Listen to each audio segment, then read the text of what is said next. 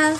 For today's video mga ka-farmers, ay share ko po sa inyo ang tips na dapat gawin sa inyong mga bagong walay na biik para ito ay hindi mababansot at sa ganon, mas mabilis pong bumibigat mga ka-farmers. Pero para sa ating mga ka-farmers na baguan pa po sa ating channel, huwag niyo pong kalimutan na mag-subscribe at i-click ang notification bell para kayo po ay palaging updated sa ating mga bagong farming tutorials na i-upload. Huwag niyo din pong kalimutan na mag-like, comment at share para malaman din na iba natin mga ka-farmers. So, for today's video mga ka-farmers, ay masaya po akong i-share sa inyo yung mga tips na dapat niyong gawin sa inyong mga bagong walay na biik upang ito ay makaiwas sa pagkabansot at sa ganun mga ka-farmers, mas mabilis po silang bumibigat.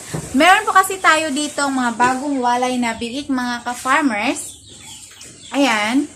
Sa mga nakasubaybay po sa aking previous vlog, makikita nyo po doon mga ka-farmers na payat pa po sila, manipis, at maliit lang po talaga sila mga ka-farmers. Pero ngayon, malaki po talaga yung nagiging improvement nila. Bagong walay pa po sila that time mga ka-farmers nang bilhin namin. At ngayon, mag 21 days po sila mga ka-farmers sa Sunday.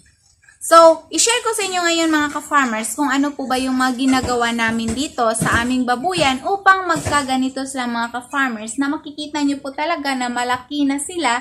Therefore, masasabi po natin na posible pong mabigat sila mga ka-farmers.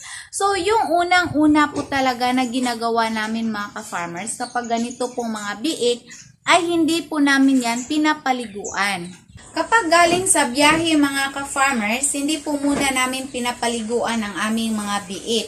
Pinapaliguan po namin sila pag abot na po ng starter stage. Ang possible po kasi na mangyayari mga ka-farmers kapag binabasa po natin ang ating biik pagkarating nila galing sa biyahe, may posibilidad po na magtataiyan sila. Na-experience kasi yan namin dati mga ka-farmers, kaya nung naka-observe kami na yun ang palaging nangyayari sa aming mga nabili na biik, kaya iniwasan po namin na paliguan sila. So, yung pulungan nila mga ka-farmers, kailangan dry po yan. So, ayan, yung nililinis lang po namin or binabasa mga ka-farmers ay yung area lang na may dumi. Basta kung mga maliliit pa po mga ka-farmers, lalo na kung payat po, dapat po talaga na panatiling dry yung lugar na kinalalagyan nila. Then, ikalawa rin mga ka-farmers, dapat na kung galing sa biyahe ang inyong mga biik, huwag nyo pong pakainin agad kasi stress pa po sila mga ka-farmers. Bigyan nyo po muna ng 2 to 3 hours before nyo po papakainin. Dito sa amin, kung may deliver po sa amin ng umaga mga ka-farmers, hapon na po namin pinapakain. Yan po ang nakasanayan namin. Merong iba na magsasabi na parang ibig sabihin nila mapapasma kasi gutom na gutom at hindi pa binibigyan ng pagkain. Pero sa awa ng Diyos mga ka-farmers, okay lang naman po yung aming mga biik.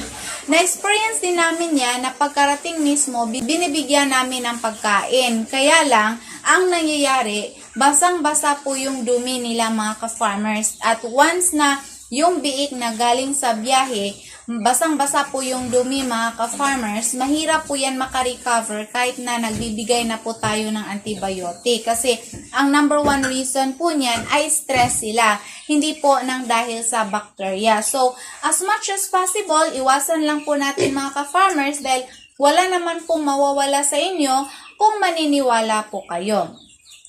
At yung kasunod mga ka-farmers ay yung pagkain. So, itong pagkain ng ating mga biik, ito talaga yung malaki ang contribution para sa kanilang pagbigat. Dito sa mga biik mga ka-farmers, ang pagpapakain po natin sa kanila ay masasabi po nating kaunti lang ang ibibigay para mas madali po silang bumibigat mga ka-farmers. So, kabaliktaran po siya, di ba? Kasi dapat na marami sana yung ibibigay mong pagkain para mas lalong bibigat po sila mga ka-farmers. Pero ito sila dapat pa kaunti-kaunti lang dahil hindi pwedeng damihan mo agad ang kanilang pagkain dahil once damihan po yan, magtatae sila mga ka-farmers. So anong mangyayari kapag magtatae yan? Marami yung kinakain nila pero magiging payat po sila mga ka-farmers dahil inilabas lang po agad yung kinakain nila. So dapat kung gusto ninyo na magiging mabigat agad ang inyong mga baboy, kaunti lang po ang ibigay ninyo na pagkain muna mga ka-farmers. Dito sa amin, 100 grams per piglet every 2 hours mga ka-farmers yung pagpapakain namin. Pero good for 2 weeks lang po yan. Ngayon na nasa ika-3rd week na po sila mga ka-farmers, marami na po yung binibigay ko sa kanila. Napapansin ko kasi na ngayon na dinadamihan ko na mga ka-farmers, hindi na po nagiging basa yung dumi nila. So, yan na po ang ipinagpatuloy natin mga ka-farmers. Damihan na po. Pero, wag nyo pong damihan agad dahil kapag bagong walay pa po yan at marami agad yung pinapakain ninyo, nako mga ka-farmers, sigurong mababansot ang inyong mga biik dahil magtatai po yan. Sunod mga ka-farmers, after maiwalay na inyong mga biik, dapat po na pagkabili ninyo, after 2 days na nabili ninyo, purgahin nyo agad. Pero kung sa inyo lang po ang mga biik, pwede po na after 1 week, tsaka nyo pa po purgahin mga ka-farmers. Then after 3 days, pwede na po tayo magbigay ng vitamin sa kanila. So, yan po ang mga kadalasang tips mga ka-farmers kung paano ba makaiwas sa pagkabansot ang mga biik at sa ganon, mas bibigat po sila mga ka-farmers. So, ayan yung mga biik natin. Makikita nyo po talaga mga ka-farmers na masiglang-masigla po sila. Ayan. Nung bilhin po natin sila, ang payat-payat po nila mga ka-farmers. Pero tingnan nyo po yung improvement ng kanilang pangatawan. Nabili ko lang po sila. Sabi ng nagbebenta hybrid daw po, large white. Pero iwan ko lang po. Sana maganda po yung paglaki nila mga ka-farmers. Dahil ngayon, sobrang lakas na po nilang kumakain. Yung 5 kilos na pre-starter, 1 day lang sa kanila. At merong kaunti na naiiwan. Pero usually, yan po, mauubos po talaga nila mga ka-farmers dahil ang lakas nilang kumain. At sa awa naman ng Diyos, hindi na sila yung malakas na silang kumakain mga ka-farmers, pero hindi na magiging basa yung dumi nila. Ito kasi yung basa ng dumi, ito yung number 1 na kalaban ng mga bagong walay na biik tulad nito mga ka-farmers. Yung problema lang sa mga biik na ito ay parang nasanay sila mga ka-farmers na inilapag lang siguro sila sa lupa. Kaya kung magdumi sila kahit saan po, kahit na andito, ayan. So, hindi talaga maiwasan na yung lugar nila ay mas malaki po yung portion na mababasa natin tuwing maglilinis tayo mga ka-farmers dahil magdudumi po sila kahit saan. Isa kasi yan sa disadvantage kapag yung ating mga baboy nakalapag lang po sa lupa.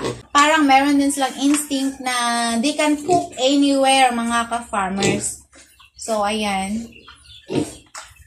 So, sana sa May 14 mga ka-farmers, pwede na natin silang ma-dispose ng panglitsunin kasi fiesta dito sa amin. So, ayan po.